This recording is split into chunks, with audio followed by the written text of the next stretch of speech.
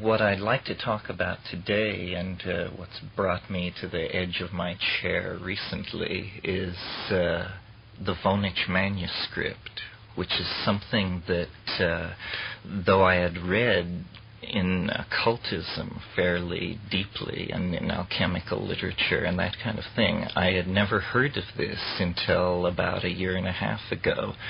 And a friend of mine, Ralph Abraham, who's a mathematician at Santa Cruz, began pushing this at me, mentioning this encoded manuscript that people were interested in trying to figure out what it said. And since I had never heard of it, I dismissed it. I assumed that he was misinformed, or that if this thing existed, I surely would have heard of it. But eventually I tracked down the references that he gave me, and I discovered a very curious cul-de-sac in the history of ideas. First of all, it is a manuscript. That means it's written in longhand. It's not a printed book. Only one copy is known to exist. It's at the Beneke Rare Book Room at Yale, and it was deposited there by the estate of Mr. Alfred Voynich when his wife died. The Voynich Manuscript, here are the known facts. It first appears in 1586 at the court of Rudolph II of Bohemia, which, if you know that court in that period, this was the mad Rudolph of Bohemia, this guy who was surrounded by astrologers, alchemists, cryptographers, all the intellectual foment of occult Protestant Europe was centered at this court. And into this situation comes an unknown person, a courier, who sells this manuscript to Rudolph for the equivalent of $14,000, 300 gold ducats, which is an enormous amount of money to pay for something like this. And it was in his possession. It's encoded. It is not written in any known alphabet. It is written in what scholars call Voynich script, of which this manuscript is the only known example in existence. And part of the problem of the Voynich manuscript has to do with locating instances of Voynich script somewhere else. It's over 275 pages long. It has over 150 color illustrations of plants in one category, what appear to be astrological diagrams in another category, and then a completely unclassifiable set of images which seem to be basically little naked ladies bathing in strange fountains, or perhaps dissected flowers, or it isn't clear what it is.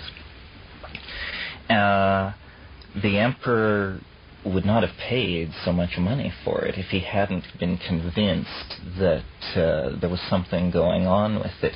He had cryptographers at his court who were very adept at decoding manuscripts. None of them were ever able to make any progress with it. When his court collapsed in the incident of the Winter King and Queen of 1619, the manuscript passed to his botanist, a man named Marcy, and at his death it passed to an unknown party who owned it for 20 years. And the next place where it's picked up is in the library of Athanasius Kircher, who was one of the great polymaths of the 17th century, and a man who himself worked on artificial languages and synthetic languages. And letters exist of his inquiring after this manuscript, and eventually it came into his possession, but there is no mention of it in any of his known work on artificial languages.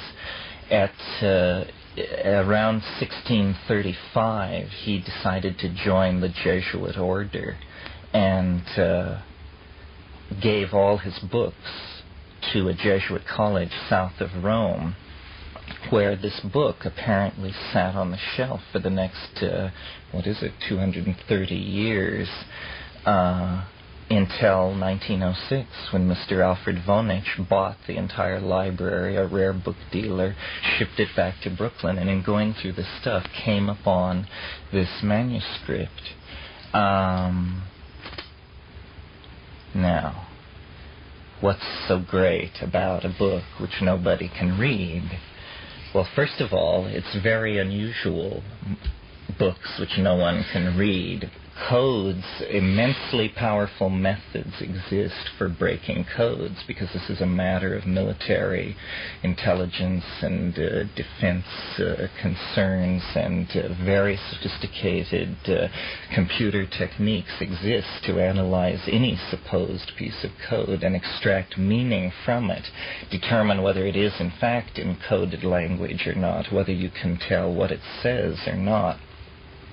And the Voynich Manuscript has become a kind of conundrum of the intelligence community. Retired intelligence officers take it on and attempt to crack it. In fact, one of the best books written about the Voynich Manuscript is called The Voynich Manuscript, An Elegant Enigma by Mary de Imperio, and it is only available from the National Security Agency, Central Security Office, Fort Meade, Maryland.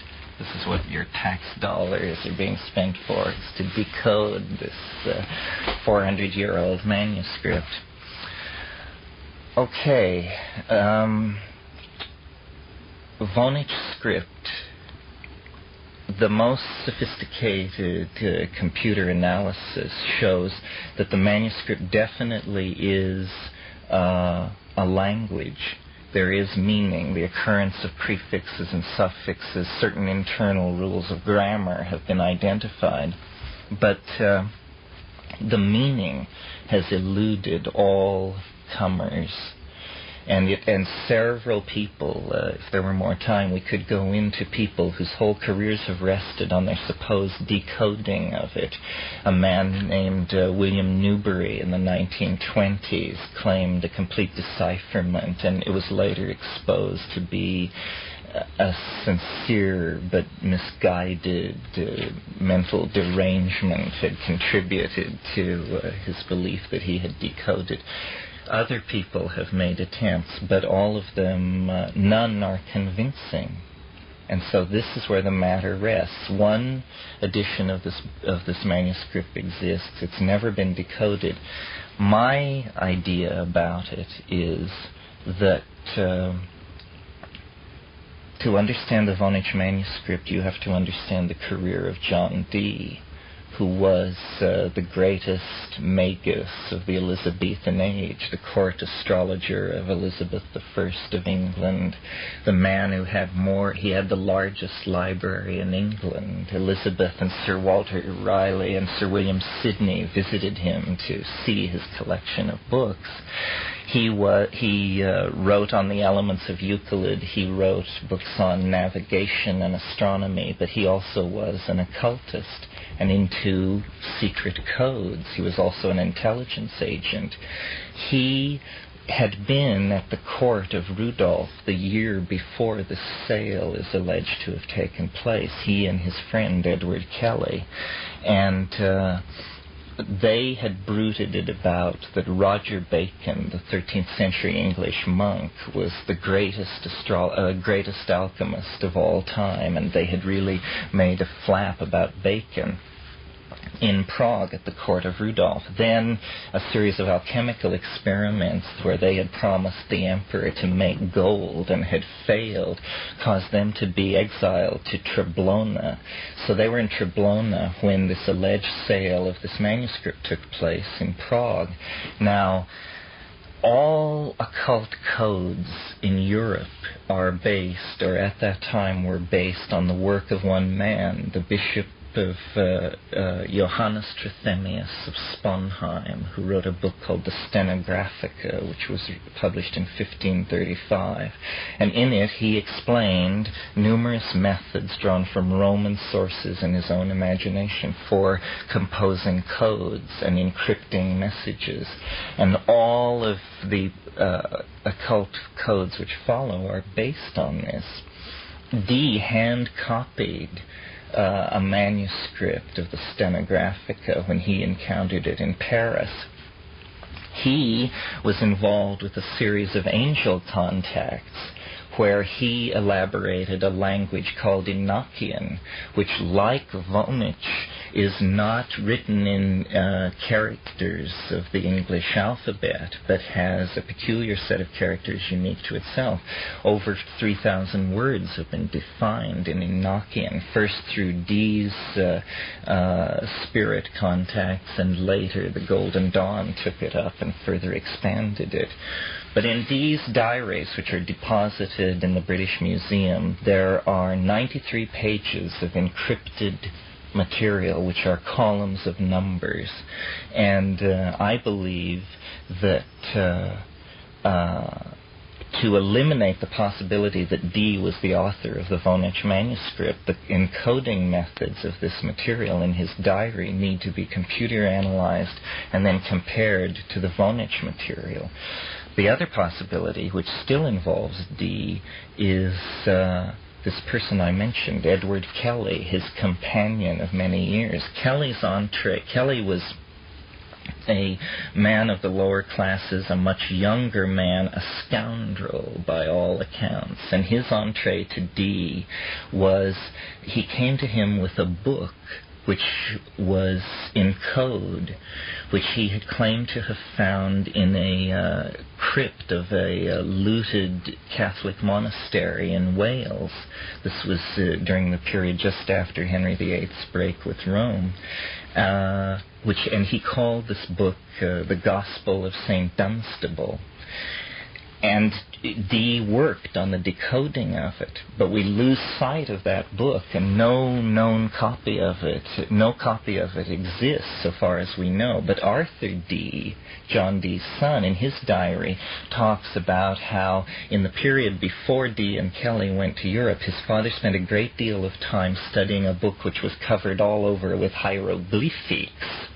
And I believe one of two things. I mean, this is what seems reasonable to me, that either Dee and Kelly ponied up a phony manuscript which they sold into the court of root, because they were poor, there's no question about it. I mean, these guys had come to the end of their ropes. I believe only John Dee is the only man who could have produced the Voynich manuscript if it's contemporaneous with him. Either that, or there is actually some truth to this strange story about Kelly bringing a book to Dee that he had found in Wales. And in that case, Welch and computer analysis of Welch and looking at Welch as the possible basic text of the Voynich manuscript should be done, and this has never been done. So I'm saying a further advance in Voynich studies logically demands an analysis of the codes in John Dee's diaries in a true and faithful relation, and analysis of Welch in relationship to the known internal grammar of the Voynich manuscript. And there are other angles on it. Well, let me think. What would you like to do with it? Well, I would like to know what it says. At first, it sounds very mysterious, and you actually reach out toward the idea that the reason the Voynich manuscript can't be read is because it is not in code at all. It simply is in a non-human language. It's like an object from another dimension, which just, here it is. It cannot be decoded because the bridge is too great. But another possible problem is perhaps modern people, modern cryptographers who deal with codes, are overconfident of their ability to break any code. Perhaps there is just some weird, quirky way in which this code is composed that it would forever elude your effort to decoding. I mean, for instance, what if somewhere there exists a set of grids which, if laid over the pages in a certain way, caused the part of the Voynich script which could then be subjected to normal methods of decoding and would quickly reveal its grammar. Yeah. Newbery, the guy who advanced a decipherment in the 20s, he believed, because a letter accompanied it that said it was a Bacon manuscript, a Roger Bacon. And this also points at Dee, because Dee was under the patronage of the Earl of Northumberland, and he looted a number of monasteries where there were large Baconian libraries. And in fact, Dee had 53 Baconian manuscripts in his possession, catalogued in his library at Mortlake. Only 41 of those texts are known to exist in any form at all today. His library was burned while he was in Europe. It was burned by a mob incited against this wizard. And so it may, so Newbery believed then that it was a Baconian manuscript. Boy, Bacon gets in there everywhere. But when you look at it, it's obviously 16th century. Everything about it marks it. And Bacon, of course, was 13th century. So it's clearly, there are many other angles. I mean, like Dee is implicated in the Rosicrucian conspiracy. He was definitely involved at the very beginning. His book, The Hieroglyphic Monad, served as a model for the two primary Rosicrucian documents, the Fama and the Confessio, which were released secretly in the early 17th century.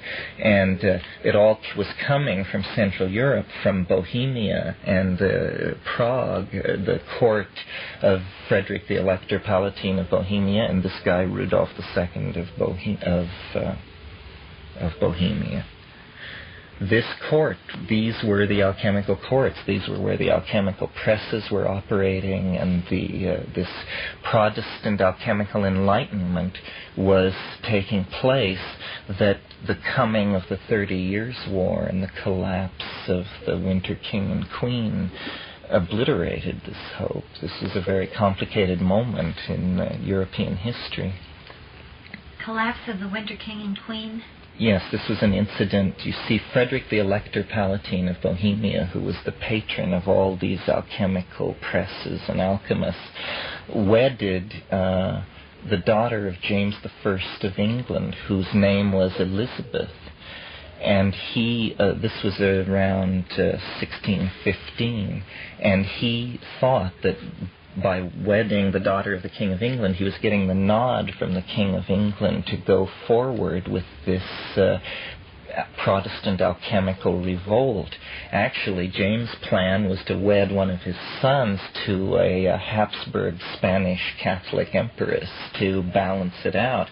And he was appalled when Frederick the Elector began to move on this alchemical revolution. Well, then, when Rudolph of Bohemia, the guy who bought the Voynich Manuscript, when he died, there was actually a set of German princes who by election would choose his successor, and they chose Frederick and his queen Elizabeth, the daughter of James, and they moved from Heidelberg to Prague and ruled in the winter of 1619 and 20. But by May of 1620, the Habsburgs had mounted an army, and they lay siege to Prague, and Frederick was killed. She fled. It was actually an amazing moment in European history. Michael Meyer, who was one of the great alchemists of that period, died in the streets of Prague in that siege, and one of the young French soldiers in this Habsburg army was the 18-year-old René Descartes,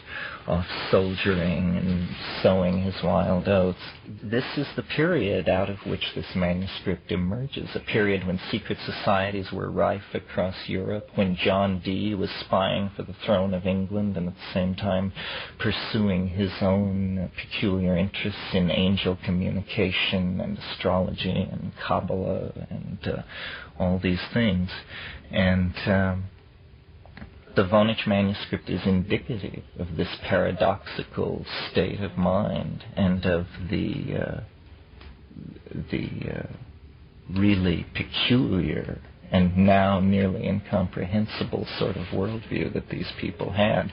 And it would be very interesting to know what it says. I mean, it looks very promising. After all, John Dee was definitely the preeminent intellect of his time, and the fact that he may have faked this to pay the bills, I would bet that even at that there is sense embedded in it somewhere. But the key is Dee, and the lines of research which study of his life would suggest, the Welch angle, the diary codes, all this. Are you pursuing it? I'm advising a group of people in Santa Cruz, computer people and just interested people, and my voice is one of several. But definitely, it's one of the great oddities of human thought, and not much heard of because it simply is an elegant enigma.